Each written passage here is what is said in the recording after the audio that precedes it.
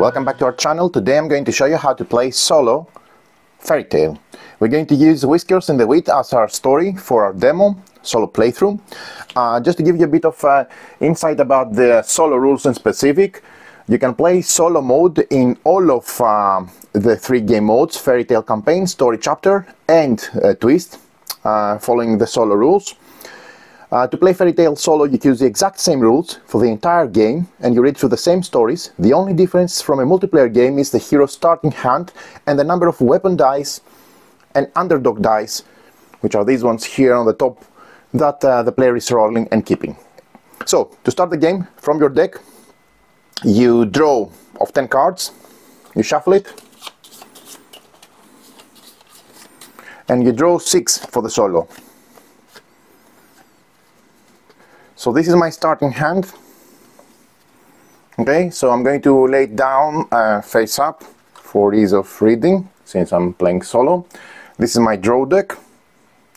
Here I'm going to add my discard pile, and once my draw deck is exhausted, I'm going to reshuffle it in my draw pile. The additional thing you need to note is I'm playing with this specific character. My weapon of choice is using projectiles, so it's a bow. So it has arrows. That means I'm going to be using this specific dice, okay, linked with my weapon of choice, my weapon type. And in addition, for the solo, we're going to use the underdog dice.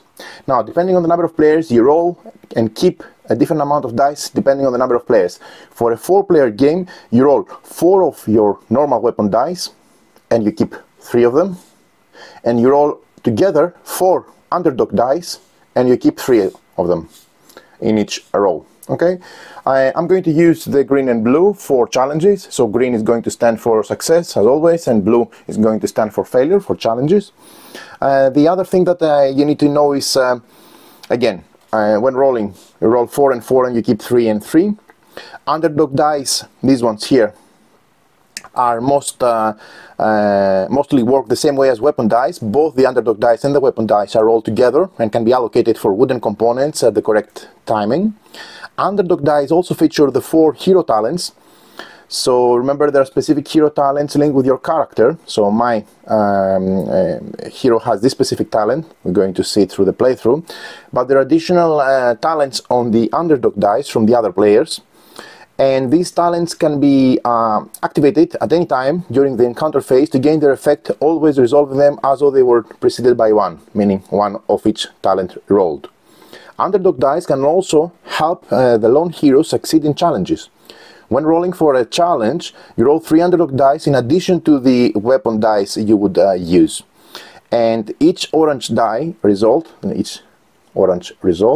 will stand for a success, with the exception, or with a blessing I should say, that you don't need to also spend the wooden component from your player board. So it's a free success, which adds you the missing, or the token that you would need, for example, for the challenge. Let's say it was armor, so you will have 2 successes, but I would not need to spend 2 armor wooden components from my player board for this success. This is only for the underdog dice. Okay. Some enemy abilities refer to attacking or damaging multiple heroes or inflicting other negative effects on other heroes on hit or on miss. In solo mode, the underdog hero is always protected from such effects, as all attacks target themselves. You can play, again, as I mentioned, all of the modes in the solo mode. So today we're going to play the story mode. We're going to play with the Whiskers in the Wit. I have set up the map as indicated in the story overview, where you see how you set up the story map and the tile respectively. So let's start with the story and proceed with the playthrough. So, a quick tip that it's linked with this specific tool, and always the tips are always here. They're good to read, but they're just advice. They're recommended, but you don't have to follow them. Keep in mind that a craft-savvy hero might be able to understand what has happened in the barn basement, and Bucktooth the beaver is not at his home on Lake 2A, means here, and he seems to be in a rush. He must be up to something, probably. The groundhogs warn that Naya, the fox, is very powerful, and it might be wise to avoid her in this story, as the heroes have not yet upgraded their weapons, armor and action cards. So theoretically, it gives us a hint not to try to confront Naya the fox, because she's very strong, and try to avoid her at least as much as possible for this story. Right, so then we're going to move with the introduction, which always comes second in this in the story. Okay, so it gives you a bit of input. So I'm going to read you the introduction so you get a bit of background. Whiskers in the wheat. Once upon a time, in a land where golden fields swayed beneath the refreshing breeze, there stood an old barn, proud and sturdy. Within it lived 3 groundhogs, who dwelled in peace among hay and grain. But one fateful night, a low rumbling beneath the ground disturbed the peace of the 3 little groundhogs. The basement of the barn filled with a horde of ravenous rats, their beady eyes glowing red with mischief. Terrified, the 3 little groundhogs fled into the woods, where they built a meager shelter of twigs and leaves. There they waited, too afraid to return to their once beloved home. Our heroes, guided by Aunt Mapple's advice, had already begun their journey towards the barn to investigate the strange dealings of the fox. And so, deep within the woods, they found the 3 little groundhogs.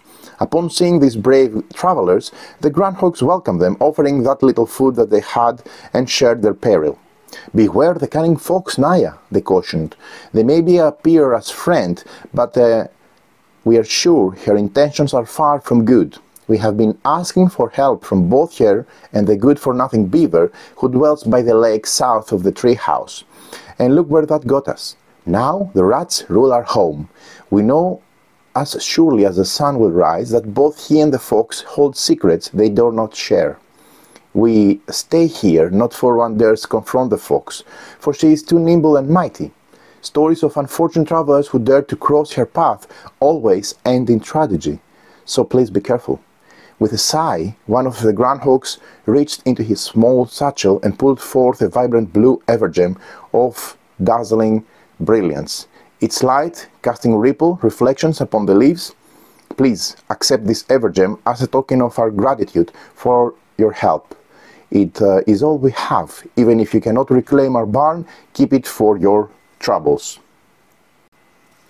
So I've gained a blue evergem, which I keep, as you can see, in my basket. Okay, in this scenario, just to let you know, it's also part of the if you're playing a story chapter. Today we're playing a story chapter, we're not playing the campaign, so we're just going to focus on the whiskers in wheat. Sorry for the black and white. This is I didn't have the color printer back home, but this is much more nice if you see the demo colored storybook. Now, it says that if playing with a story chapter, each hero may upgrade 1 action card, which I've done already. I've replaced one of my cards with a... oh, there it is, I already pulled it out. Because our 10 starting cards have no badge, and I replaced 1 starting card with this one. Okay, so it's a bit better. In addition, each hero chooses and starts with 1 offense and 1 defense path token, which I did. I started with this defense path token. When damage, reduce the damage by 1 if you activate this path. And for the offense path, I started with this one. When attacking 2 or more units, add 2 attack, which I already took here. In addition, it says that each hero chooses only 1 of the following weapons or armor tokens to upgrade, and you get those here, these options, and I started with those in my slots. Okay, so this is my hero. This is my setup, this is my drawn hand. I'm ready to start the campaign, the story, and guide you through it. Another thing I should mention, I'm on my own, so I don't have the nice travelers with me. Okay, so I'm going to just put them to the side of the map, since I'm playing solo. I think you can easily go for you know, you can easily go for playing two-handed. Maybe something we can ask the developers of the game, but for sure now I'm going to play it solo, as it's already set up for 1 hero, and I'm starting on 11A with my hero figure. It's really beautiful, and I'm ready to dive into the story. Now, After reading the introduction, the game presents me with, and I'm full within the exploration phase. I remind you that we have exploration phase, which goes on and on, reading entries, investigating, exploring, etc. And intervene with different encounter phases when you go into a battle or combat, or into challenges, which the story will direct you. So after reading the introduction, the game presents me with two options. If you wish to investigate the barn, you can move to 3A tile, which is this one here, and read section 3, entry 3. Or if you want to visit Naya the fox, you can move to 8A tile, which is here, and read 16. Now, following the advice of the introduction, maybe it's not a good idea to go and visit the fox directly. Okay, maybe something bad will happen. It was enough to intimidate me, I suppose. So I will go to the barn. I will follow the option 1. I will move here.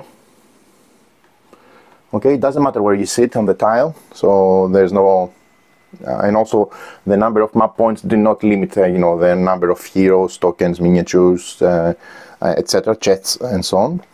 So I moved there, and I'm going to... I visited tile 3A to investigate the barn, so I'm going to read entry 3. So in the storybook, I'm locating entry 3, okay, and I'm going to read it. But before doing so and progressing with the story, I just want to highlight on the Evergems. In the story, as you know, there are sections where it tells you each time you roll for a story die, if you get a blue Evergem, then you will move back to the beaver to the next nearest map point with a blue Evergem and remove that. So he starts from here, he will go there, pick it up, then on a later stage here, here, here, here, and here. So he's trying to get to our tile. Okay, so every time we roll a blue Evergem on the story dial, he will progress. Okay, and we'll read A section. Okay, more on that later when it happens. If we... or B, depending on where he's located. Okay, if we roll the story die for a yellow Evergem, every time the story tells us to roll for the story die and we get a yellow Evergem, then we will place one yellow Evergem on the barn. And when there are 5 here, we will read A section. So the barn is being filled gradually with yellow Evergems every time we fill them in from the story die. And the third color is the red Evergems. Every time you roll for a story die, if you get a red result on the die, you add 1 red Evergem to the fox. And then you read A.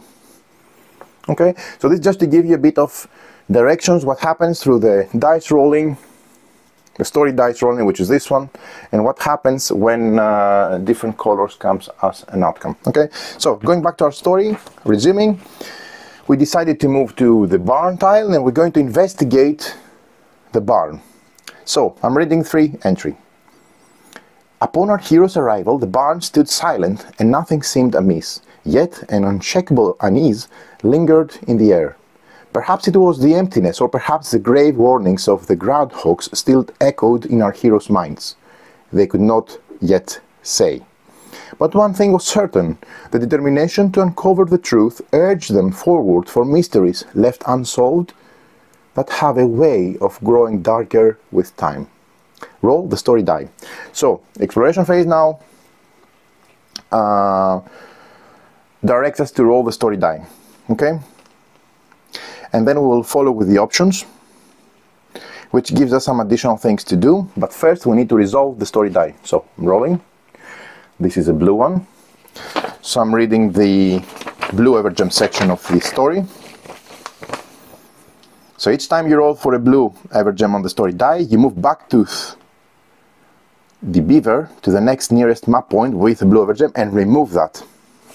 So from here, he progresses on his path, he comes here and he removes this gem. Okay, so he collects it. Let's put it aside somewhere for him. Doesn't matter, the game doesn't request it, but let's put it there. Okay, so he just progressed along his pathway here. When 0 blue Evergems remain, you read section A. If Backtooth the Beaver would move to a tile with a hero, we'll read section B. If hero would move to a tile with Backtooth the Beaver, we'll read section B. None of these happen, so we progress. Going back to the state where we left the game throughout reading entry 3. Now, our heroes, specifically our single hero. By the way, the hero I'm playing is Hector the Gecko, okay, so just keep that in mind. So, our hero may perform a craftsmanship 2 challenge, and if a hero succeeds in a craftsmanship 2 challenge, then we're going to read section 5. If no hero succeeds on the challenge, we roll the story die, and any hero may retry the challenge, or you may choose another option. So, let me see, I have 3 craftsmanship tokens, okay, and I think I'm going to go for it, because I need to have, for a craftsmanship 2 challenge, I need to have 2 successes. That means I'm rolling 4 plus 4, and I'm keeping 3 dice from each. So, to perform the challenge, I must play a card that allows me to contribute at least from the right side of the cards I have at least 2 craftsmanship. That means I can play this one for 3 craftsmanship,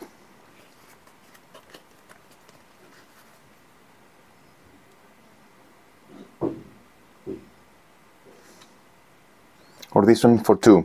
I will opt to play this one for 3, because that means I'm going to be able to roll 3 dice. As I've said, I'm going to be using those for challenges, okay? These are my own for weapon, and I'm going to, in the challenge, I roll the 4 underdog plus the 4 for the challenge, and I'm going to keep 3 plus 3, trying to get at least 2 successes to pass a 2 craftsmanship. I think it should be okay, but let's see. So I'm going to start by rolling those. I've played this card, so I'm putting it to my discard pile. Okay, I'm going to add here my results.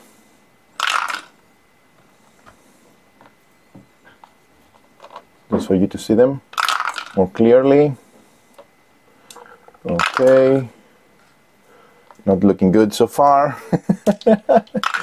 Okay, success. Oh, sorry, yeah, we have 2 successes. Sorry, it's already a win, because I have 2 oranges, which are successes, and that means I also don't need to spend wooden tokens. Let me finish rolling and just to conclude on my successes. Okay, so that should be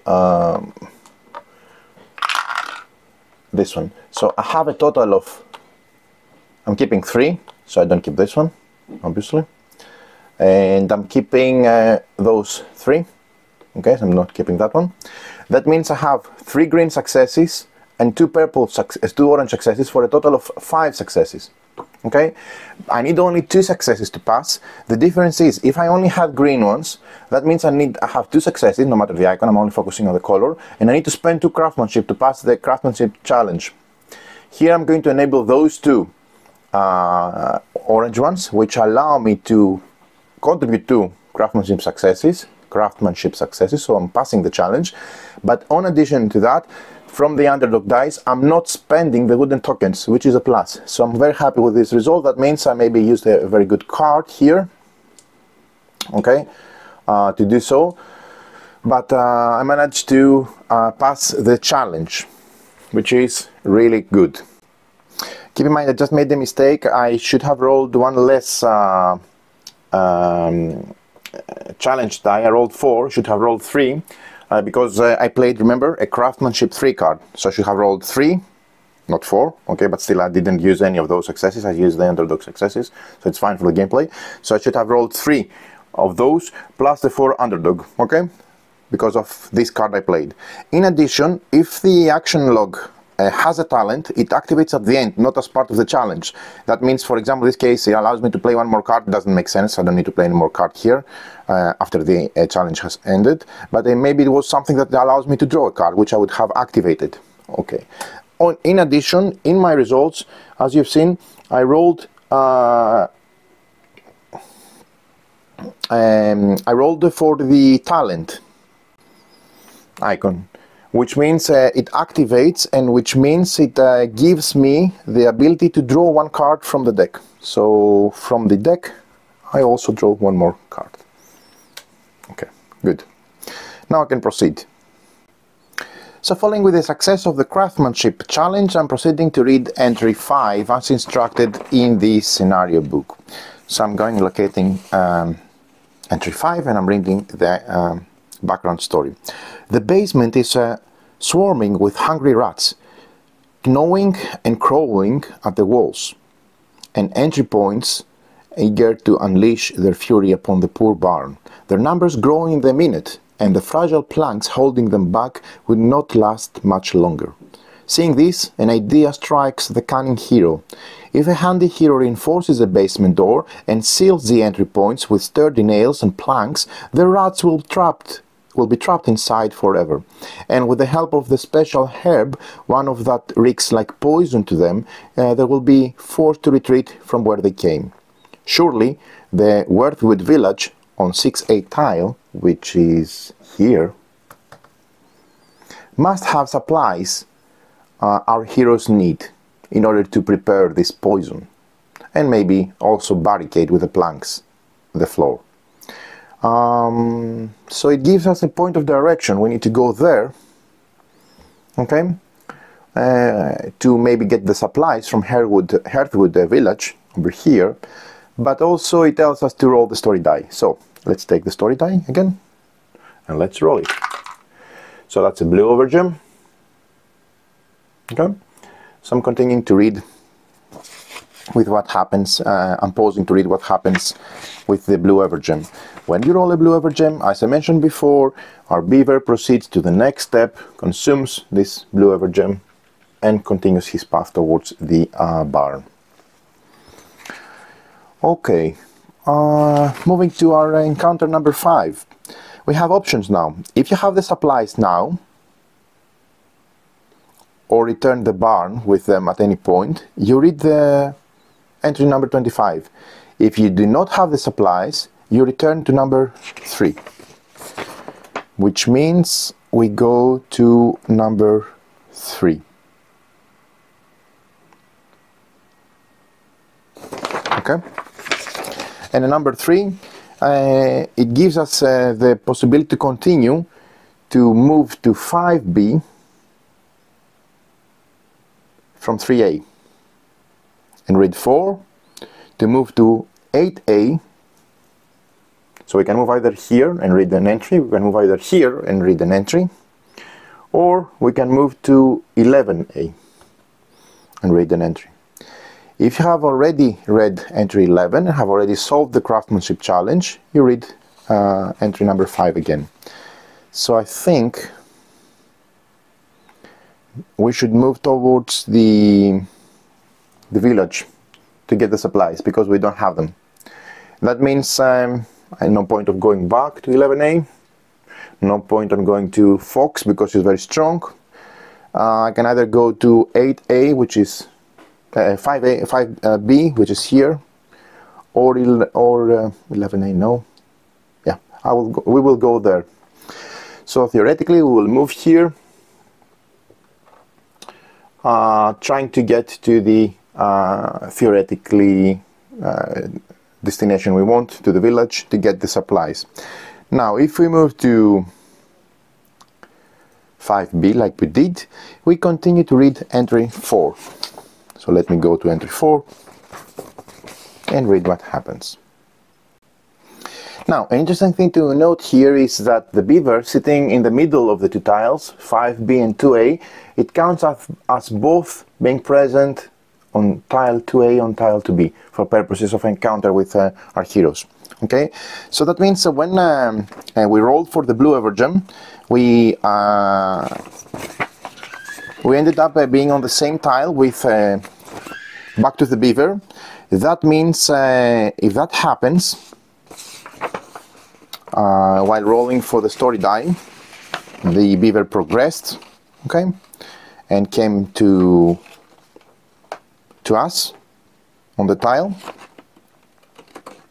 That means we would continue with B which means a very hasty beaver dressed like a buccaneer rushes past our heroes. He pays them no mind, his eyes fixed on some unseen goal. Curious, the heroes try to call out to him, but he does not slow, nor does he turn to face them. He simply rushes on, lost in his own urgent quest. The heroes can only wonder, what could drive such a creature to such haste? Options. You may try to aggressively interrupt the beaver. If you do, you read 2, or you may ignore the beaver. If you do, ignore these options and continue the options from your previous entry, which we will do, I think. We will not interrupt him, because I'm thinking that we may need to face him if we interrupt him, and there is already something to read on tile 5b, which, because it has the mini mischief makers, the rats there. So I'm going to continue reading from our story, because we progressed on tile 5b.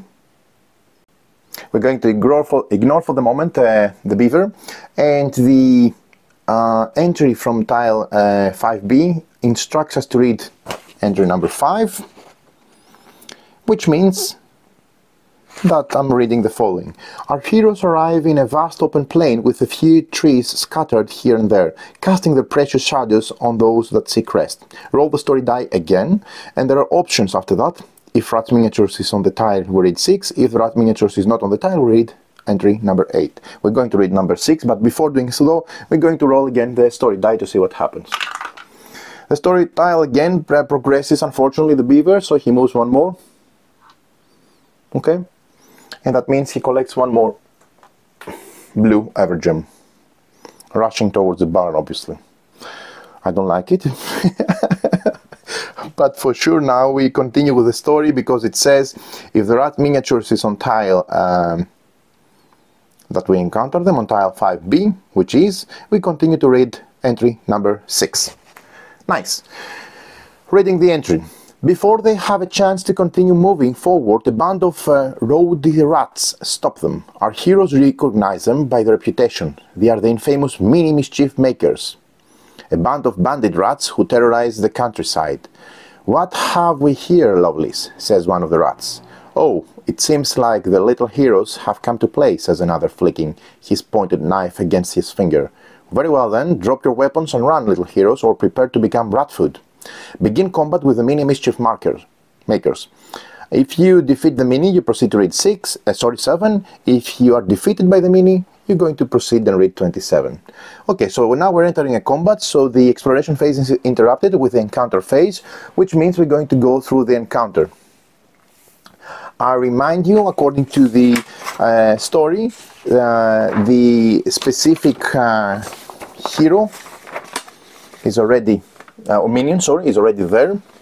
So we start with the first card from the deck that we constructed, and on top of that,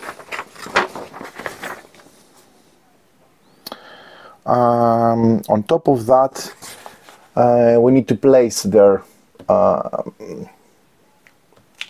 there are 5 units. Ooh, 5 units means there are a lot. 5 units means they have 5 slots. So each stack is 1 unit with 2 health. That means they look something like that. That means that, oh wow, they're going to be a lot to defeat, but we definitely need to do so. And we'll try to get 1, 2, 3, 4 units, 2 health each. Okay, and for us to defeat them, we just need the sets for each attack. It just needs to get one of the swords icon.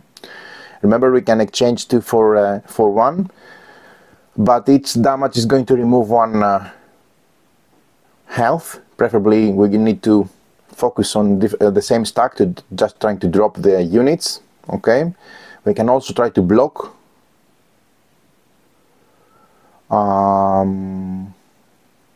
Unfortunately, we cannot block. There is 0 for us to block here, but also keep in mind that when damage, I reduce the damage by 1, which is good here. Okay. And they also have a non-miss ability, which means it forces us to discard 1 card.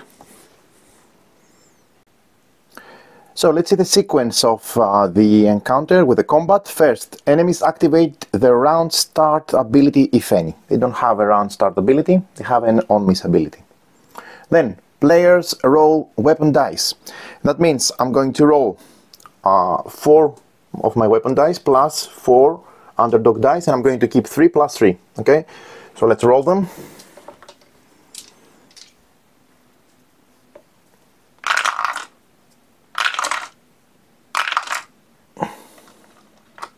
Gonna take those here. Okay.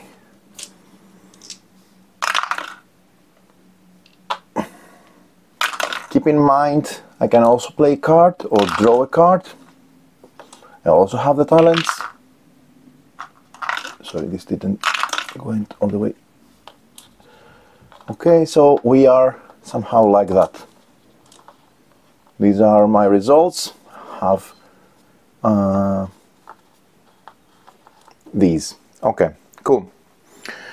Okay, once I've done that, then the next step is players resolve attacks or challenges. In this case, attack. And then the player block enemy attacks.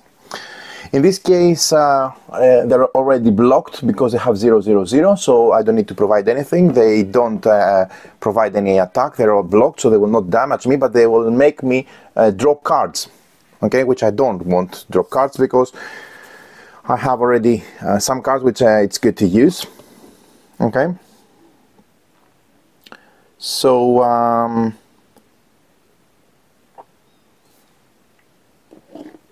I think I'm going to, for sure, I can use those two to create one of the results required, because I transform 2 of my arrows to 1 of the sword, and that will mean that one of the units will have 1 damage, okay? Sorry, here, one of the units we're with the rats. So one of the units will take 1 damage, and they need to take 2 damage, 2 health each unit to drop. We have 5 units, okay, there are a lot. There's a swarm of rats. Right.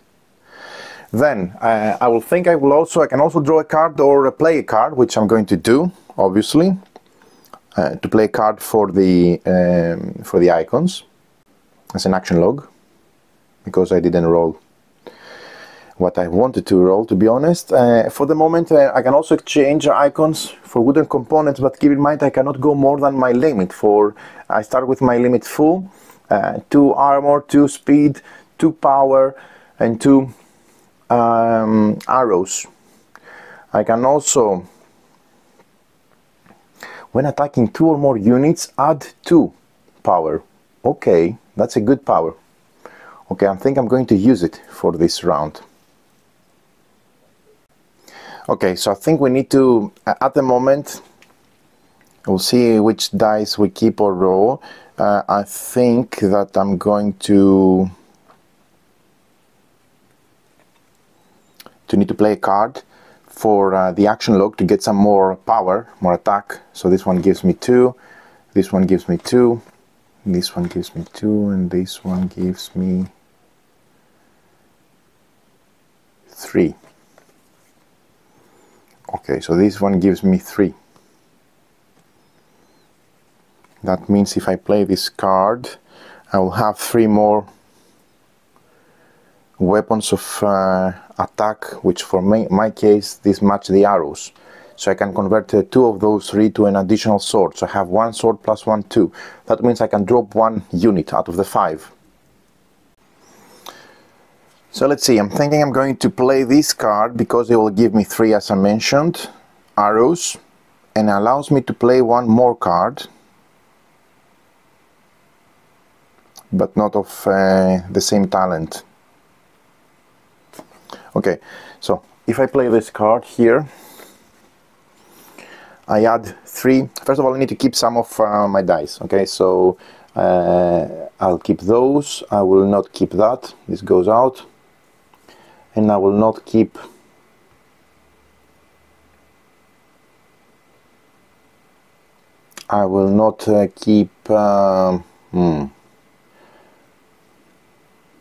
okay. I want everything. I will not keep. I will use this for the offense path. I will use this for my defense path to reduce the damage by 1. I can draw a card and so I will drop this one. Okay, right. So playing this card gives me 3 arrows plus 2, 5. Okay, and it allows me to play one more card. The card I'm going to play is going to be one, it's probably this one.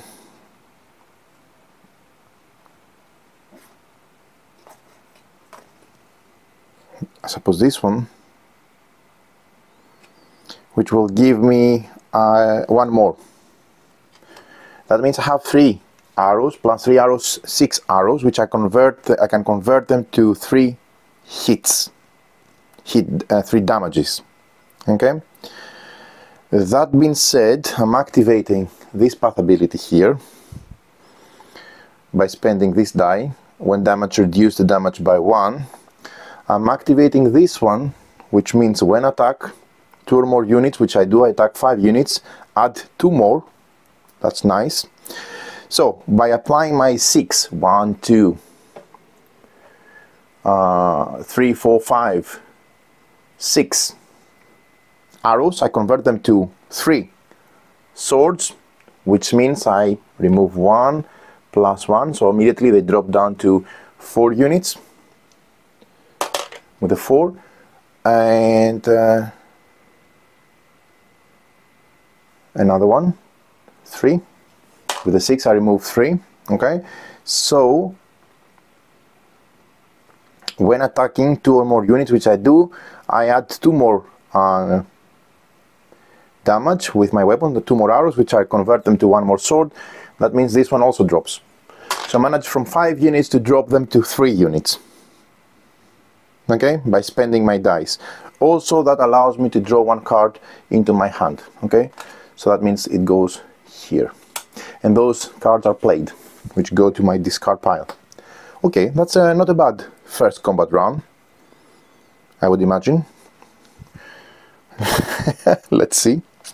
So after resolving attacks and challenges, the players may block enemy attacks from the right side. Means I don't need to provide anything in auto block. That means they don't damage me. Oh, that means theoretically I didn't even need to spend this one because I don't get any damage. I would just need to discard this die, this underdog die, and keep that one, which allows me to what is that one? I think it's, if I remember correctly, sorry, I don't have a printed player aid. That allows me to draw 1 used action card from the discard pile to my respective player hand, which I will use this one to take it back because it gives me a very nice attack altogether, I would say. Okay, so this combat round has ended then, at least from my side, which means then we proceed with the next step, which would be for enemies to resolve on hit and on miss abilities. They have on miss abilities, which means it's activated, okay, because they were blocked automatically. That means I need to drop 1 card from my hand for each unit. So 1, 2, 3, I need to drop 3 cards. That means I need to find discard. By drop I mean discard. So let's say I'm dropping 1, 2.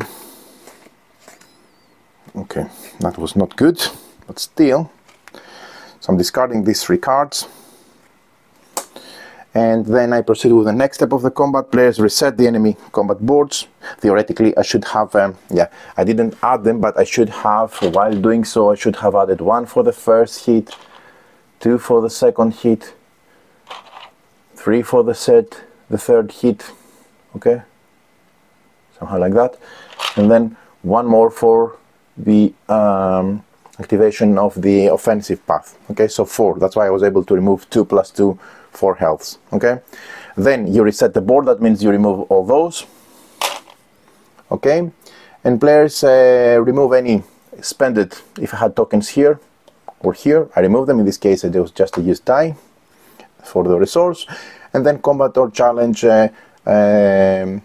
continues.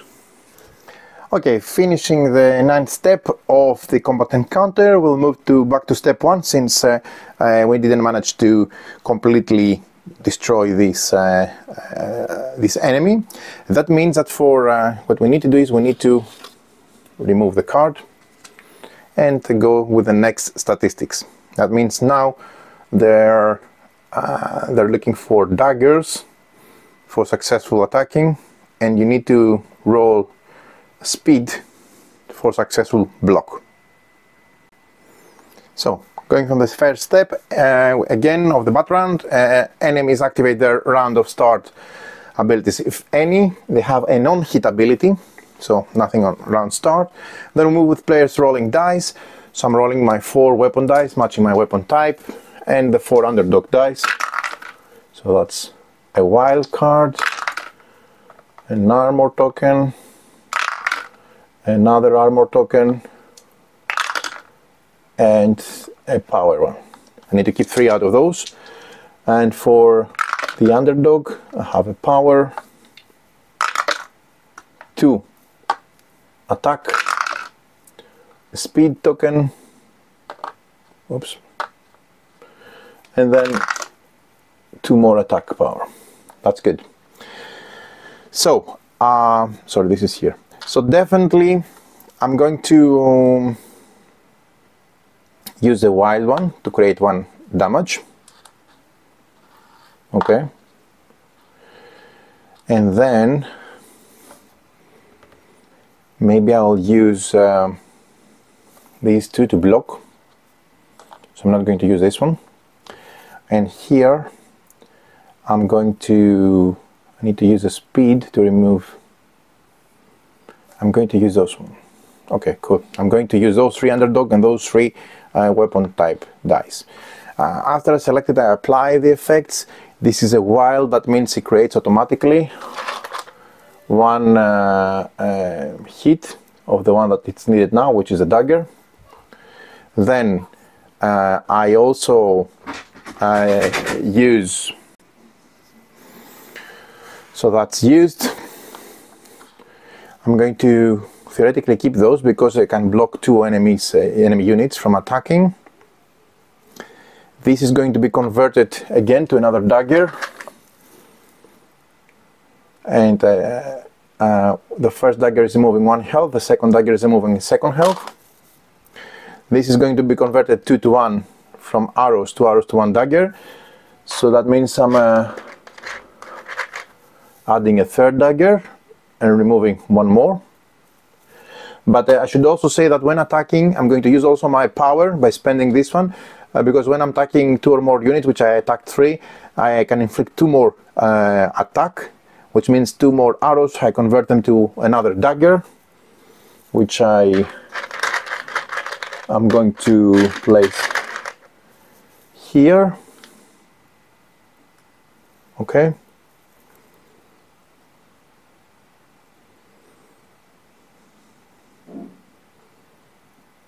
Okay, and removing the last heart from the 2nd unit remaining, so that's only 1 unit remaining. Okay,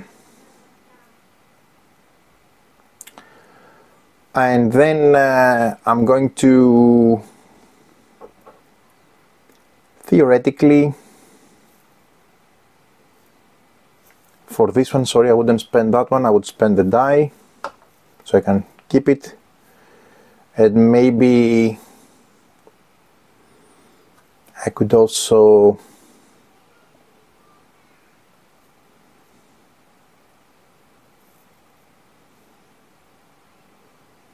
say that now I'm blocking. For me to block, I need. Oh, sorry, I don't need an. I don't need this one. No, I need. I needed a speed to block, which I don't have. Not armor. This is not blocking, so it's not useful for me. So maybe instead of yeah, no point of keeping one additional power. There's not much more I can do.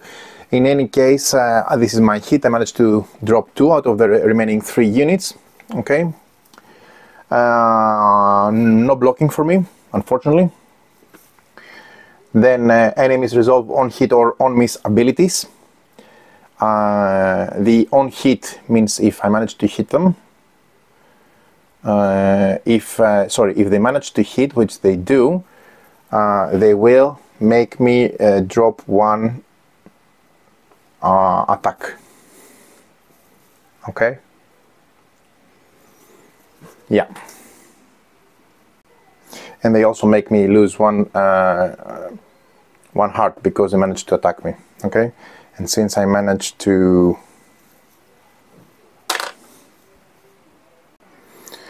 so that means I'm going to drop 1 of my tokens because they managed to hit me. Unless, now that I think about it, unless I would be using this to reduce my damage, but let's keep it for the moment. So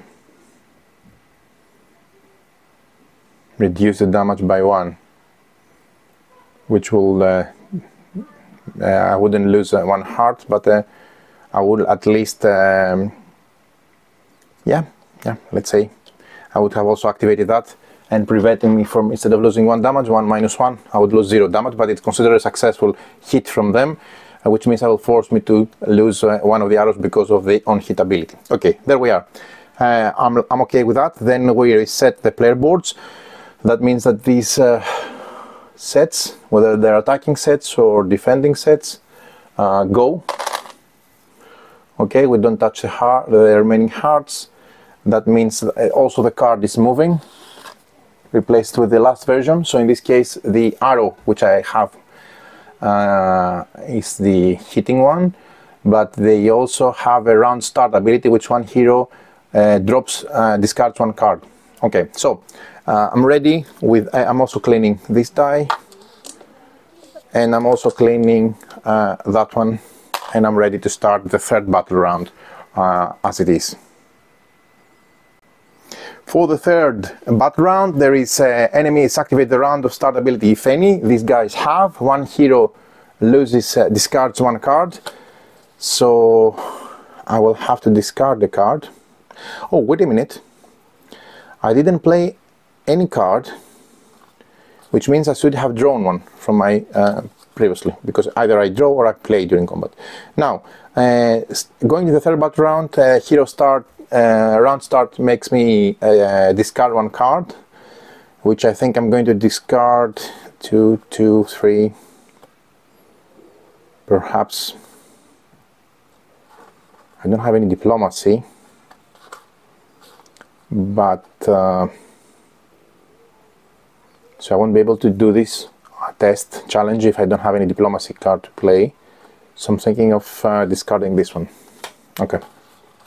Now we start the 2nd step of the 3rd battle round, which makes players it's draw or play a card, and the 3rd step is to roll our dice.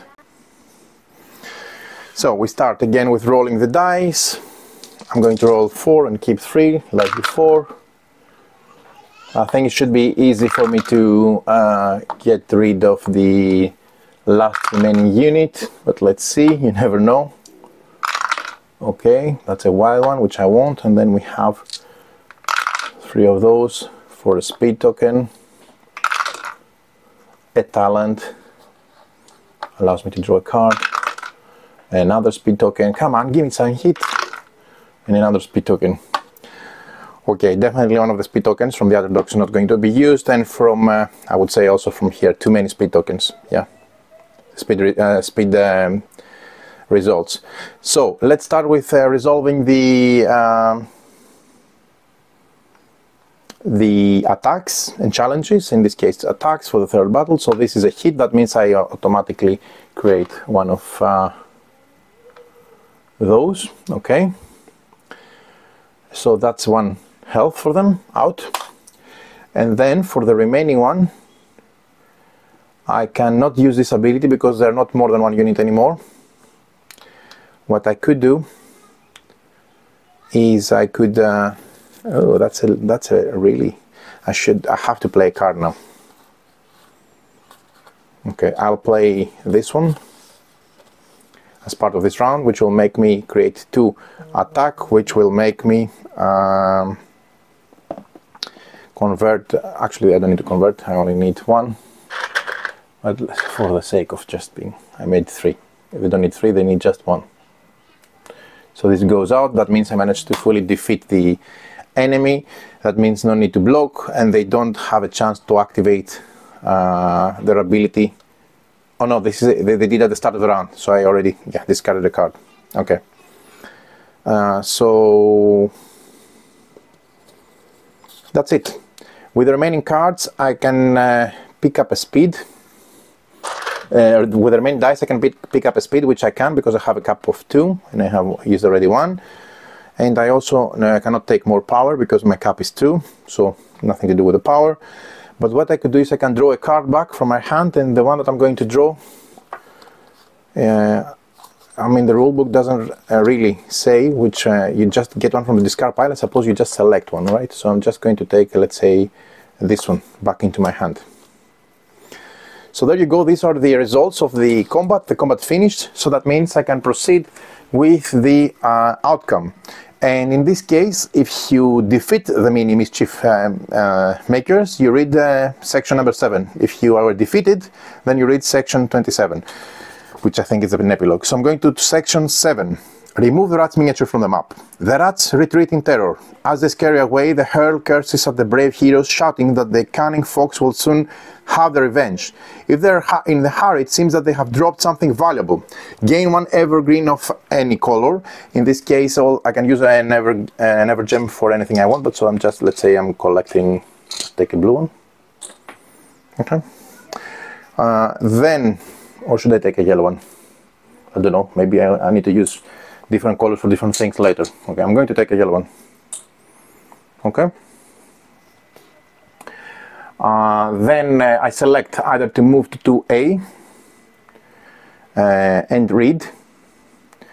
2A is this one and read section 9, or 8A here again and read 16 where the fox is, or to 3A back and read 3. I'm going to first of all remove the miniature because we managed to defeat the rats, and I'm going to move here to section to tile 2A and read entry 9. So again, if we're more than 1 miniatures, now we're playing solo, all the miniatures are going to move together at the same time to the new tile. So by moving to tile 2A, I'm reading entry number 9. Entry number 9 says, our heroes stumble upon a serene but simple lake, its waters glistening under the sun's warm embrace. At first glance, there seems to be nothing of value of interest here but the calm, cool waters of the lake. Roll the story die. So let's see what happens. This is a yellow one. And I remind you that according to our scenario story, when we roll a yellow evergem, every time you roll for a yellow evergem on the story die, you place a yellow evergem on the barn with the remaining yellow evergems. If they're all at any point 5 there, at the moment there are only 2, but if at any point there are 5, then we read the specific section, etc. Otherwise we continue. Going back to entry 9 to continue reading. Oh, I really like this system, it's very, very straightforward. Then I have options. N1. If Bucktooth, the beaver, is not into A, which is not, I can either move to 6A or move to 5B and read respective sections. If Bucktooth the beaver is in 2A, which fortunately for me he moved, then I move to 6A and read 12, or to 5A and read 5, if you ignore him. Now, if it's on 2A, I read section B first, and then if I ignore them, or if I defeat him in combat, or if I defeated him, I do something specifically. So no point of reading the selections. Since he's not here, I have only two options, either to move to 6A or to 5B. I think I'm going to move here to 6A and read section 12. The reason I'm going there is because the hint told me that I need to take supplies for the planks, the nails, and the poison to try to close the holes in the barn where the rats are going to come out of. So reading section 12. So for section 12, since I moved to 6A, it says, life is simple for the many creatures of Hearthwood Village. They live in harmony, tending to the earth and their homes. Although neither large nor bustling, a weary traveler can usually find many kinds of supplies here. Also, in such villages, someone is bound to need a helping hand. So if our heroes are looking to earn some Evergems, they better keep their eyes open. Roll the story die. Okay, it is a color yellow. That means another yellow Evergem is added there. 3. Since there are not 5, no issue. Options here at the village. The heroes may choose to visit the general supply store to try to find supplies and negotiate with the shopkeeper. Begin a diplomacy to challenge. If the heroes succeed in the diplomacy challenge, read the section 13. Or, as a second option, the heroes may search around the village to find an opportunity to help the locals and collect Evergems. If they do so, they will notice a mother hen in distress. They desperately need help to free her duckling from the drain they have fallen into. Begin a craftsmanship 2 challenge. If the hero succeeds in craftsmanship challenge, read 14. Or move to 2A and read 9. Back here. Or move to 8A and read 16. Okay, so I'm either going to try diplomacy or craftsmanship from the 4 options I have. For diplomacy, I think I'm going to use the diplomacy because I see I've kept the diplomacy card. That means if I do a challenge diplomacy, I can play this, which means I can roll 2 dice for diplomacy plus the 4 Evergem. Okay, so I get 1 success. Again, this is a diplomacy 2 challenge, so I need 1 purple, 1 orange to make a success. Okay. Yes. So 1 success. So I'm not keeping this one, and I'm not, let's say, keeping that one. So I have 1 success and 2 successes from these 2. That means I managed to succeed in the diplomacy, trying to persuade, as the story was saying, the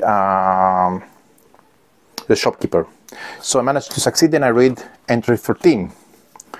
Our heroes arrive at the general store hoping to find the supplies they need. The small old ferret behind the counter looks up, sighs heavily.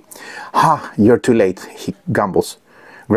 "Back to the beaver, came through earlier buying all up of my supplies and tools. Got himself quite the collection. Nothing left here for you, I'm afraid." You stand there for a moment, wondering what he could need with so many supplies if he wasn't on the lake building his dam.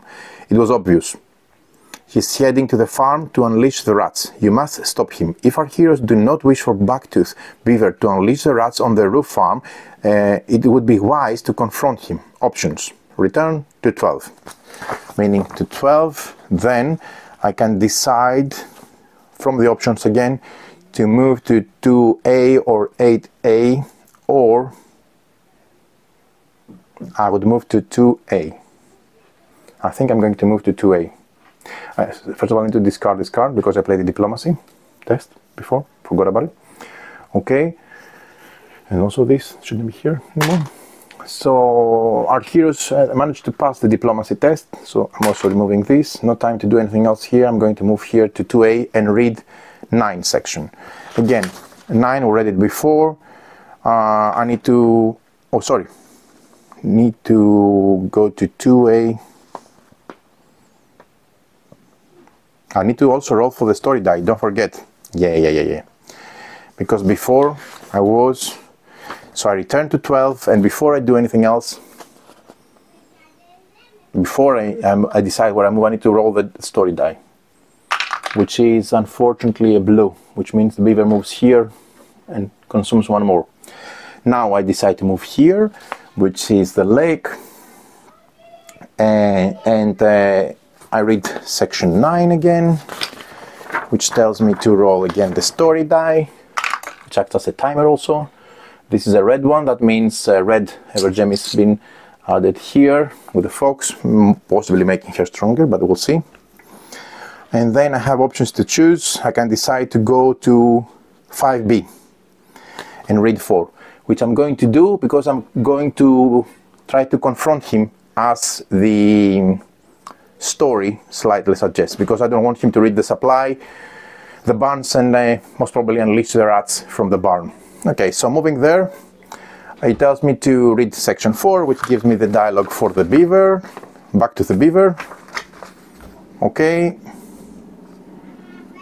So move to 5. If the rat miniatures are on the tile, read 6. If the rat miniatures is not on tile, read 8. I need to also roll for the, before doing that, for the story die, which again moves him one closer, so he's still considered to be there. And then move to 8. Nothing of interest seems to remain on these empty plains. Our heroes better move swiftly and search elsewhere. Move to 2A. Move to 8A. Or move to 3A and read 3. So I move here and read 3. Or shall I stay here and confront him? I will confront him, because he's still both, in this position he's both at 5B and 3A. So I'm going to stay here and try to confront him, which means I will I will go to 3A. Sorry, give me a sec.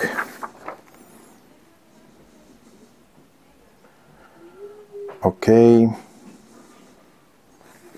No, I'm not going to move to 3A. Since I have access to the beaver, I'm going to try to confront him, which means I'm going to begin combat with the beaver.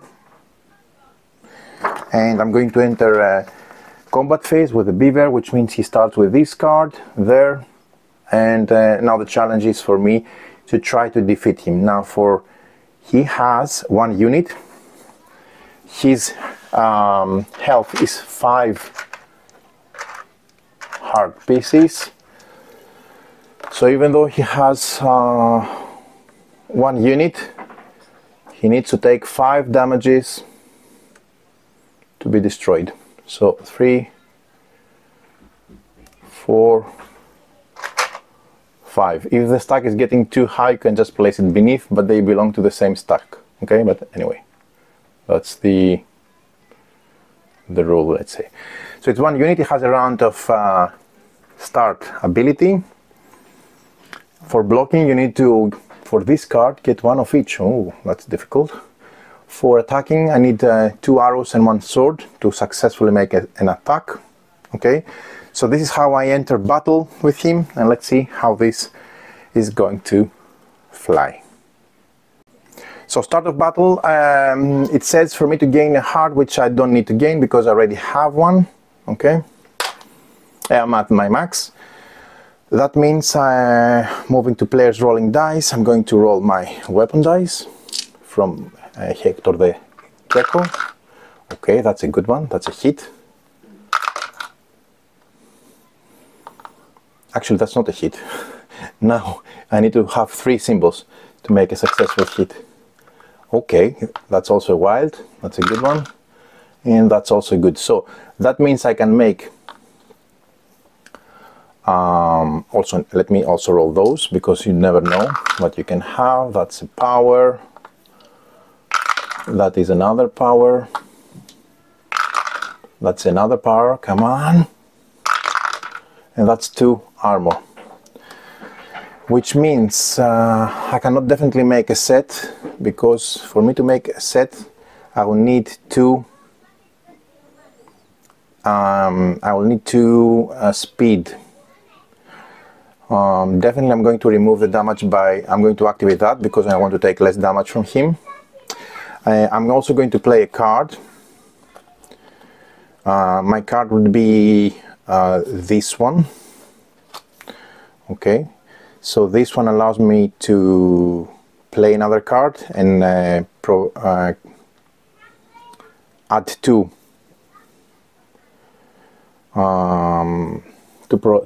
arrows. So if I add two arrows, that means with those two arrows plus one wild, which I make for a sword, I have one hit for him. So he's -1. Okay, so the two from the card plus this one. Now the other two from here,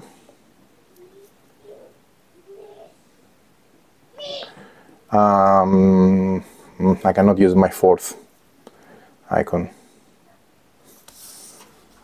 Okay, unless I have this one. Yeah, I played this one. Now this one, the one weapon that I'm not going to use. So 1 + 1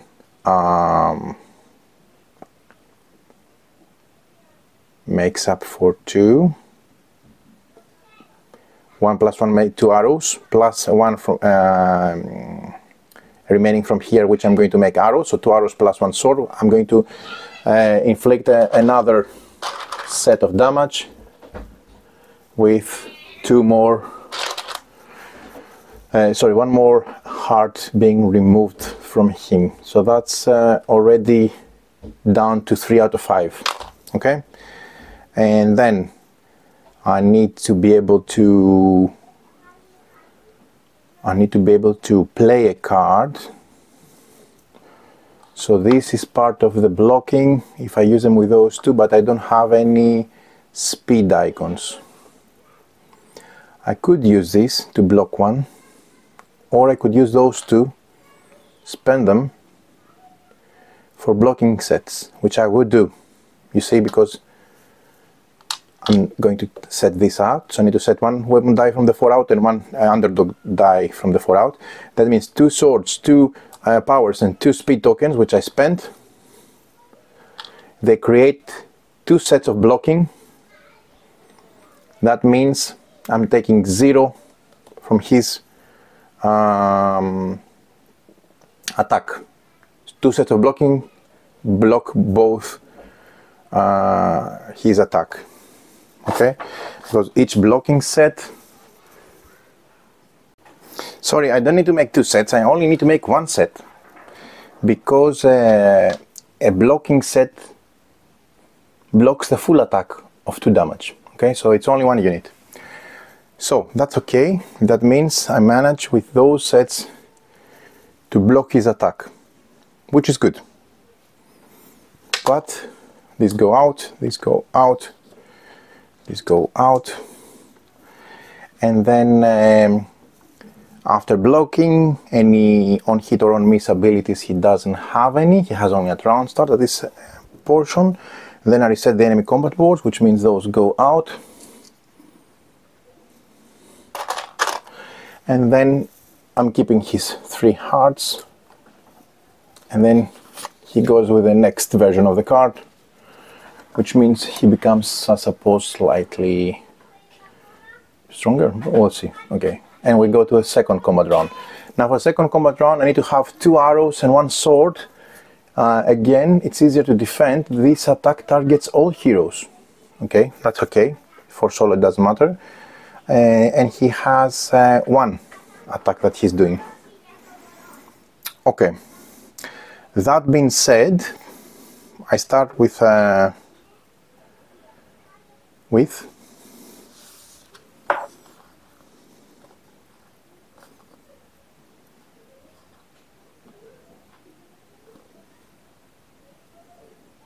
I played this card. This should be out, yeah. Okay, then I go with the second round of attack. That means I'm going to roll the die. Let's see if I can make successful. So 1 projectile, 1 arrow, 1 power, 1 shield, 1 wild. 1 of those 4 need to go. 2 arrows, 1 talent, another talent, and 2 seals. Now this is return a card and this is draw a card. Okay, this is return a card and this is draw a card. Now in terms of attack, I need to have 1 sword and 2 projectiles.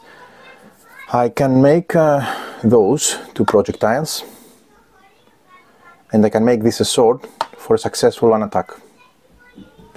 So 2 arrows. I call them projectiles, but they are arrows. I don't remember, it's heat or something like that. I don't remember how they're called, because I have two names and it's a bit more difficult to remember 2 names instead of 1. But anyway, so with those 2 dice, theoretically I'm doing that. Okay. Then for me to block, I need shield and speed, which theoretically I can block 1 attack by doing shield. I don't have yeah, shield and speed, let's say. Okay, I'm blocking his attack, so he's not going to attack me again. But then I need to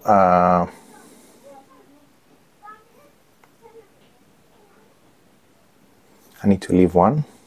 So let's say I'm leaving this one, and then I need to maybe pick up a card and then get a card from the discard back into my hand. So I'm going to take this card back. And now I haven't played the card. I've used all these cards, all this. So the one that I'm going to play is this one, which allows me to use, I have 1 arrow plus 1 more, makes for 2 arrows. And the remaining 2 arrows, I make them a sword. That means I can make a second hit. So this is the first hit, and the second hit leaves him with 1 heart. Let's put them there so it's obvious. Okay. And have successfully blocked his attack. Okay. And I can also play another card, which, if I play a card, I won't be able to have 3. I need to convert 2 to 1. Okay, that means that I cannot get him down this round. No problem. I'm okay with that. That's the card I played. That means I'm blocking with this. I'm activating a block set. So theoretically, just to show it, this would be for this one a block here. Sorry, a block here, and for that one a block here. Okay, just to be precise, this is how it would look like in terms of you know, status at the moment. That being said, I'm moving to any on hit or on miss abilities they don't have. Then I reset the player board. Then again, these go.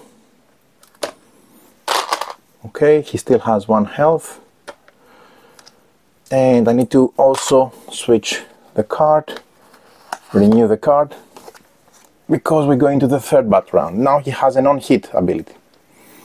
Also, in addition to that, he has, he needs 2 arrows and 2 swords for a successful hit, making it even more difficult, and he needs 3 swords and 1 power, 3 armor and 1 power for a block. Much more difficult. And on hit you remove all of your speed.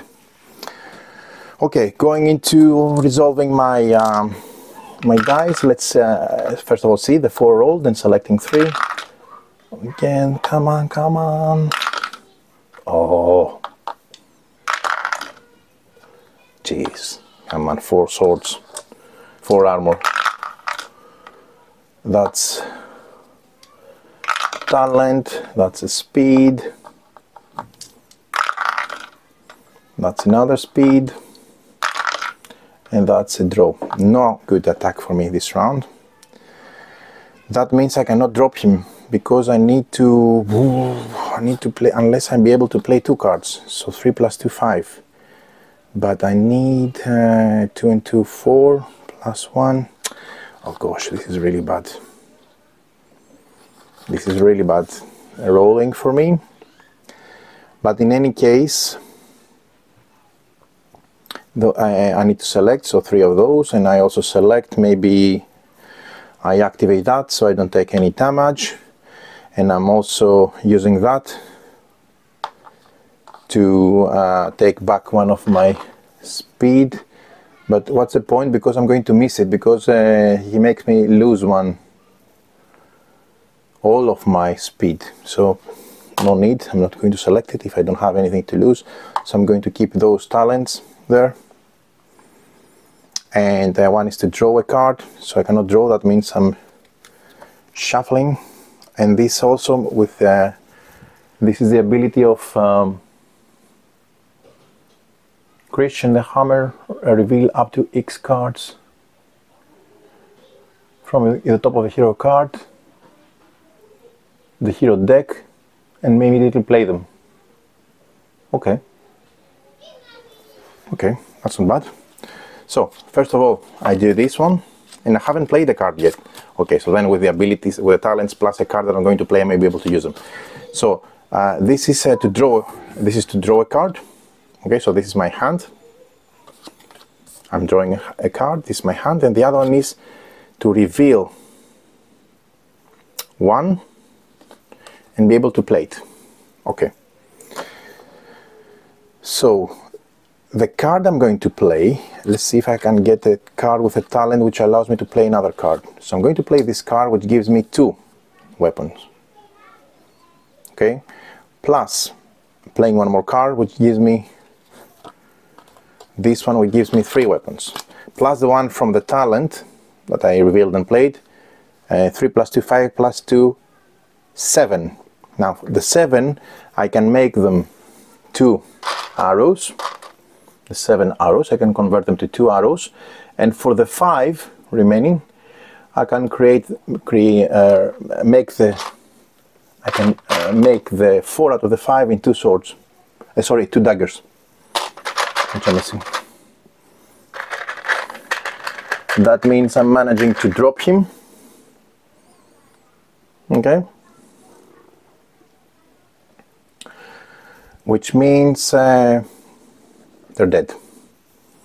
Which means these cards are out, so I spent a lot of the cards out. Sorry, 1, 2, 3. This is my draw pile. So I spent a lot of my cards, but I managed to drop him. That means I reset the board, and that means managed to successfully win him. So I'm reading the new. So actually I would, let's say, use one of those to get 1, instead of activating the path, to get 1 speed. Yeah, good. Okay, we're good. Then, having done that, if you defeat Bactus the Beaver, which I did, you're out, mister. If I do defeat him, that means I'm reading section 15, which says, enough, stop. I'll talk, I'm innocent, I tell you. It was the sly fox, she put me up in that tricksy vixen. Please, have mercy, let me go, and I'll tell you where I stashed my supplies to drive the cursed rats away. They're all hidden deep in my lake, beneath the old wooden dam. Tucked away safe they are. Now hurry before those damned rats burst forth from the basement. Remove the beaver miniature from the map. You'll learn that the supplies needed to drive the rats away are in 2A, means here. And then their options are for you to move to 3A, 5A, or 2A and read 10. I would move here and read 10. And then going to 10.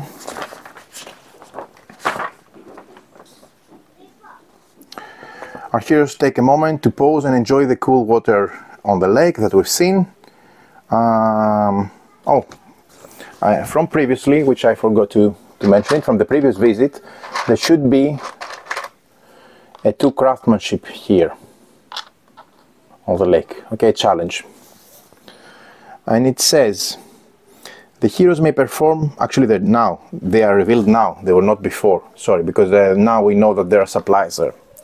Now the options are, the heroes may perform a craftsmanship 2 challenge and read 11. If no hero succeeds, roll the story die. The heroes may retry the challenge and return to 9 reading entry. I'm going to make a craftsmanship challenge, which I think I cannot, because I don't have any craftsmanship cards. I have those 2 cards, which I cannot, and that means I should, oh, and I remember, yeah, and I have craftsmanship, but I don't have craftsmanship in my cards. I have diplomacy only. I have this, which allows me to draw 3 cards and play, or play from my hand. This icon is, any heroes may immediately play cards, splitting the number. Okay, so I don't have cards to play, I only have 2, so that means it doesn't give me anything. So that means I cannot, I need to unfortunately delay in order to be able to get a card with a craftsmanship, to be able to get the supplies, to be able to go to the barn and seal it with the planks and the nails to avoid, to prevent the rats from coming out. So that means I can also stay and retry the encounter, but at the end of each encounter phase I need to roll the story die.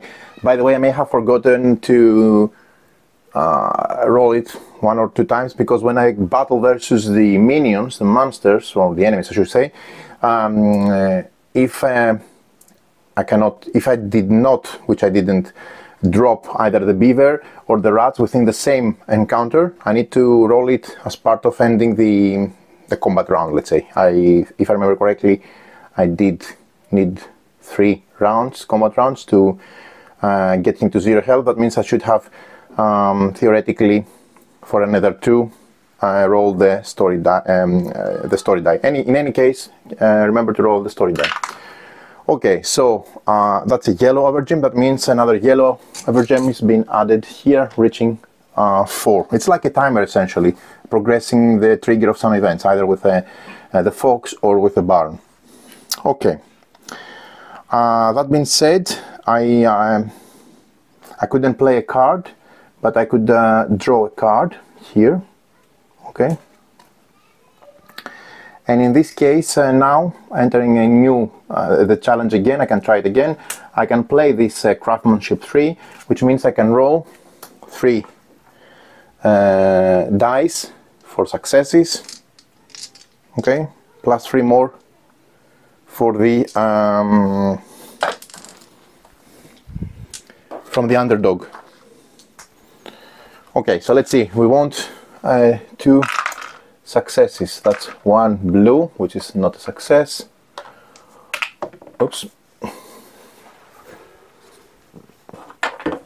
Okay, I'll get it later. 1 success. I need 1 more. Okay, I need 1 orange now. Okay, there you go. So 1 plus 1, 2 successes for the 2 craftsmanship. That means I succeed, and if I do succeed, I read entry 11, which is: under the water, the hero finds hidden carpentry supplies, planks, nails, hammers, and more tools better suited for repairing a house or barn than a beaver's dam, as well as herbs used to repel rodents. Whoever hid them there must have been up to something. Obviously, it was the beaver who was trying to hide them so that we don't get them. That's why he bought it all from the, or he stole it or whatever from the village. You can now repair the barn basement in 3A tile to repel the rats. Note that you have the supplies for 5. As an option, I can return to 9. Which allows me to go back to 3A, I think, right? Let me see. I can return to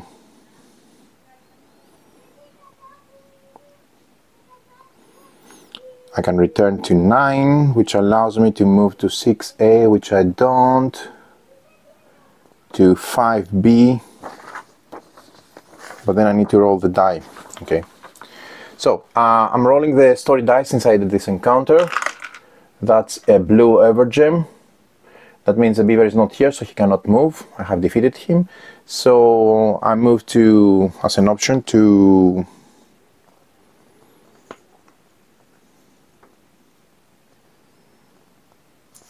I need to move to 9, which 9 allows me to move to roll the story die, and then if I have defeated him in combat, to move to 6A or 5B. Okay, yeah, they're linked. So I roll the die first as part of the exploration. That's a red one, that means the fox becomes even stronger. And then I move here. I'm at 5B and I read 4. And on 4, it says roll the story die again, which is a blue. Nothing happens because I defeated the beaver. If the rat miniature is on the tile, I read 6. It's not, so I'm reading number 8. Number 8 allows me, since I don't find anything there, to move to 2A, sorry, to 3A, and read the entry number 3, which I want to do so, which allows me, as options, to make a craftsmanship challenge 2 and read 5 to succeed with nailing and boarding the floor and preventing the rats from spilling out. So, but first I need, before I do that, I need to roll the story die again, which is another red. Okay, and now I can do I can try to do a craftsmanship 2 challenge, which I cannot because I don't have a die. That means I draw a card and I roll the die. Sorry, yeah, I draw a card and I roll the die as part of this encounter, which is a blue one. That's a good one. I don't have anything to do, because if you roll a blue and the, do I get this correctly? If I roll a blue Evergem,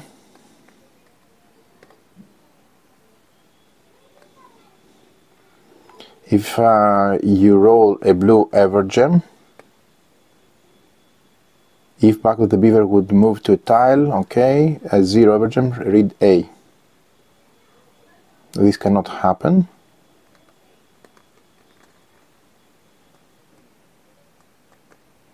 Because I have already defeated the beaver. Okay, so there I'm reading again the number 3, which allows me again to roll for the story die. And that's another yellow. Oh, okay. The yellow means now I have 5 yellow. So I need to read what happens now with 5 yellow. Maybe I was too late to close with the supplies the basement. So let's see what happens with the yellow Evergem, because when 5 gems are Evergems of yellow color are there, you read A. Our heroes were too late. The rats grew so numerous that they overran the basement, tearing through the weak planks, holding them back, and have them overtaken the whole barn. Now they come directly at you. Place the rat's miniature on the same tile as the heroes and begin combat. Okay, so there, that means that the combat begins, because I was not successful to board the basement, so the rats came out and we have a combat. And I begin a combat with them. If you have not read 7, begin combat with mini mischief makers. Unit gains 1 health. This can exceed their maximum unit. Upgrade 1 random basic enemy card from the enemy deck to bronze. Otherwise, the rat's miniatures represents the yellow rat units and uses the R1, R2, R4 and R5 enemy cards. Okay, so we construct now the deck for the rats from scratch. So we're going to use as mentioned in the outcome, R1, R2, R4 and R5. So they become stronger essentially. And R5, okay. I sleeve them and I begin combat with them. The number of units they have, and that's a nice interesting, I think you cannot fit everything here if there are more cards. I don't know if they're intended. Yeah, okay, no, I fit it, that's fine. Okay, now the number of units they do have 2 health for each unit, and the number of units they have is 5 because it's equal to the number of yellow gems. Oh, that's why they were gems like gathering. They were like units of rats gathering before breaking through. And now since 5 were there, that means that I have to face 5 units of rats. Okay. That being said, we start the combat. Okay, as part of the combat, now I'm rolling the dice and trying to get what? 1 sword. So let's see. So 1, 2, and I block with their auto block. Okay. Speed, power, and then I want a sword. This is speed, this is power. Come on, give me a wild card. There you go. Okay, so this is a wild card, which means I'm going to use it for sure to inflict 1 sword which removes 1 health from 1 unit. Then I'm going to activate 1 power from here with the die, which means it adds 2 more attack, which may I convert 2 of my arrows to 1 of the sword. That means I add 1 more sword. On the other hand, I'm pretty sure, like with the beaver, since I have defeated him and he cannot progress on the blue gems path, let's say, and collect the next one, the same goes with the rats. Since they are defeated, the event has finished and the rats have revealed themselves as 5 units. That means no more units are added by rolling additional yellow story results on the story dice. So that means that I'm continuing with the combat. Okay, so I have managed for the first round to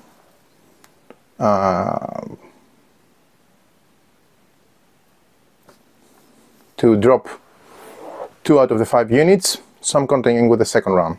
The second round continues with the same sequence. First we have, and I clean these, and I need to also go to the next card. So the next card, let's put it here, is this one. That means now I need to roll daggers as results to hit the new version of the card. Okay. Right. So moving forward, I cannot play a card, but I can roll dice. So I'm going to draw a card instead of playing a card, which I cannot use in this round.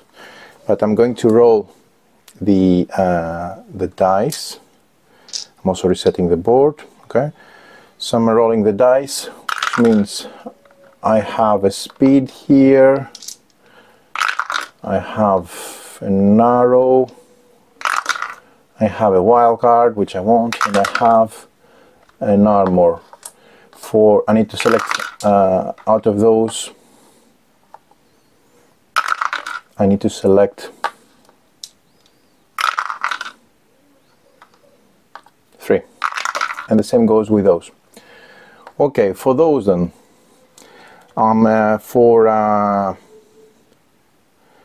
need, okay, I can block with this, so I'm keeping this because I can use it to block one unit and maybe block a second unit. Okay, that means I can use this, I can use that one, I'll drop that one, and I can use that one for a while, which means I make it a dagger, and I add a dagger here, so I'm removing 1 health from one of the units. Then with the energy, I can use this energy to make it 2 plus, and for 2 I exchange them with one of another dagger, which I also add here.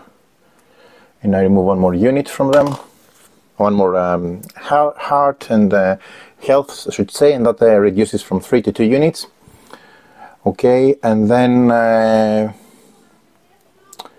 that means I need to also select one of those 2, or I can use that to reduce the damage. No, these I'm going to use this to reduce the damage, and this I'm going to, actually this I'm going to use both to create blocking sets later, but let's put them here for the moment. Okay, put them there to be ready for later. I'm still at the attacking phase, which means I want to continue. I can play 1 card, which I cannot play the one. Oh, I can play the one I drawn. I couldn't draw and play it without this talent. This means I can play it.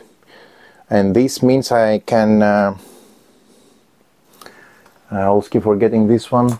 That means reveal up to X cards from the top of the hero deck and play them. Okay, so I'm doing both. That means I may not use this one for block.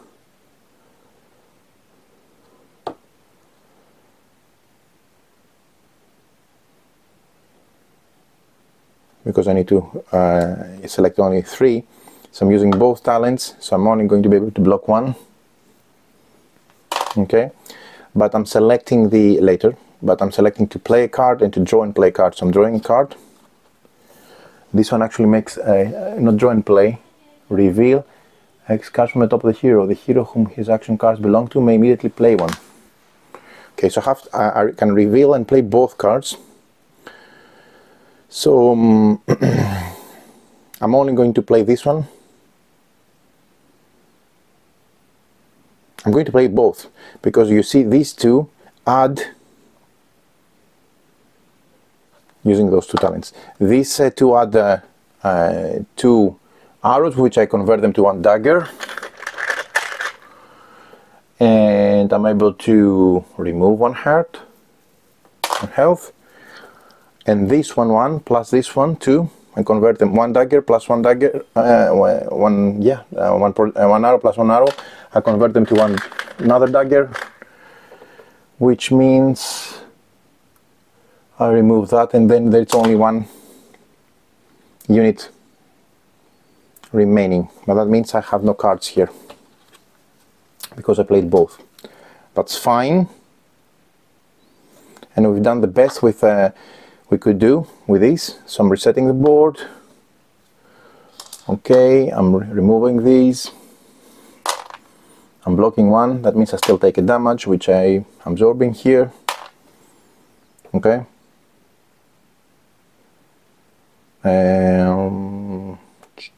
Or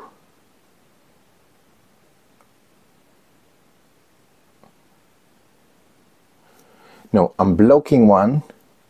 But I remove 1 which I cannot remove. That's fine. And then for the second one I'm taking damage. Okay, that's fine. That's fine. Then moving forward, I'm rolling the die since we entered the encounter. That's another blue gem, which we don't care. Okay, then we enter the next round, which means this card is also going to become more strong. So we're moving to this version, which needs 1 sword and 1 dagger for 1 successful hit. It's still at 1 unit, but it has 2 heart, 2 health, and you block with 2 armor icons. That means I'm rolling again all the dice. So I need to select 3 out of the 4.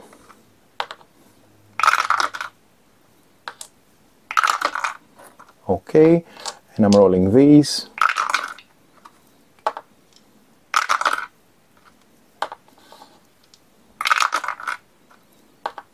And that one. Cool. By the way, there were no more talents here, right? Okay. Yeah. That I could use of. So for this one, I draw 1 card from the discard pile, and I'm going to draw this one in my hand.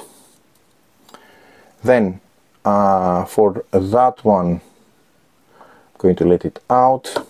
For this one, I'm creating. What am I creating?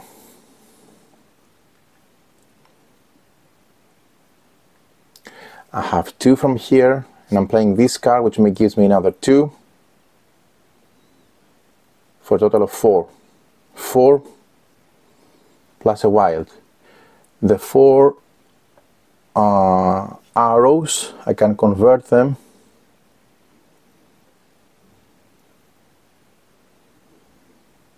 No, I'm not going to play the card. I'm going to use the 2 plus a wild to make it to convert them to 1 sword, plus a wild make it a dagger. So I make 1 hit with 1 dagger and 1 sword. That means I'm removing out of them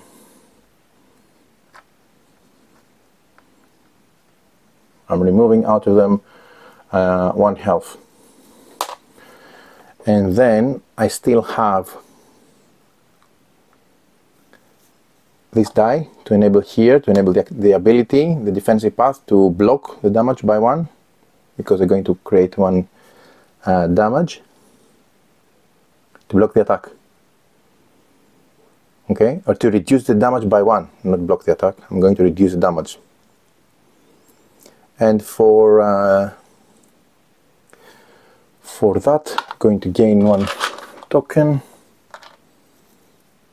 And for that, I can gain 1 energy, which I cannot, because I'm a cap of 2.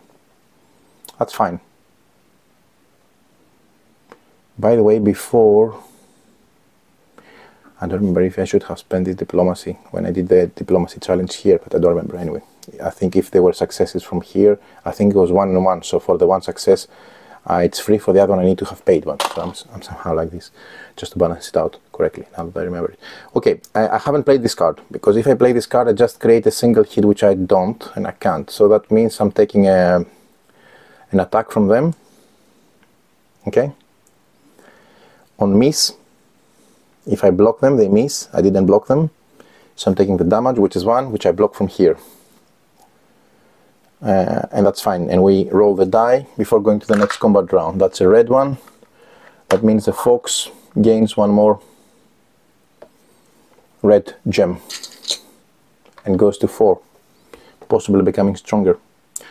That being said, I go to the next round. For the next round, we clear the board, we clear the dice, and we're ready. I'm rolling again my 4 dice. I'm going to keep 3 like before. Okay. Oh, and I need to also change the card to the next level.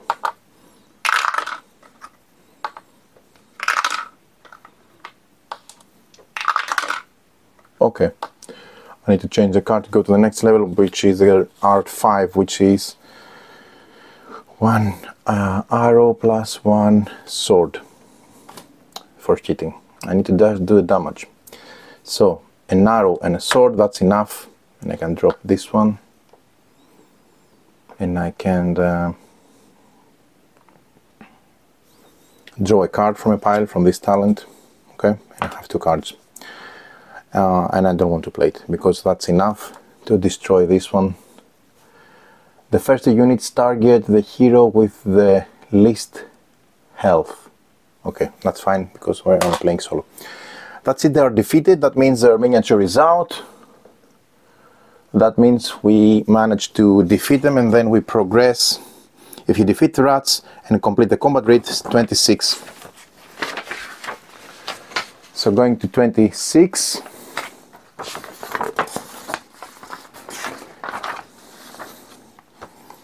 That's an epilogue. The rats were eventually driven from the farm, but the damage had already been done. The once beautiful farm lay in ruin, with trampled crops and barn battered by the horde. The groundhogs returned immediately, setting to work on the arduous task of rebuilding. "We restore what we can," one groundhog said, offering a wary but grateful nod to our heroes. The groundhog paused, glancing over his shoulder before speaking again. "But there is more at play here that we know. Not long ago we spotted a band of iron-clad badgers traveling through the forest. They're surely lace demons, but why are they so far from their grove? This can be a coincidence. The fox has surely put them into something. If you wish to uncover the schemes, it would be wise to visit the Tanglewood Grove and see what they're planning. Proceed to story 4, the Tanglewood's Warrior." Okay, not entry 4, story 4. So that's one of the 3 conclusions of the epilogues. I'm not reading the rest because something else may have happened. So for this story we didn't even had to approach Naya, the fox, and maybe it was for a good thing because most probably she was too difficult to handle. But still, we managed to progress, repelling the rats on the barn and progressing to the next story that, according to our chapter, is going to be story 4, the Tanglewood's Warriors. So this is how the game plays. Okay, I may made a minor error or 2 by forgetting maybe to remove a token or something like that, but I think this solo playthrough gives you a very good overview of how the game plays, and hopefully you enjoy it. Many thanks for watching.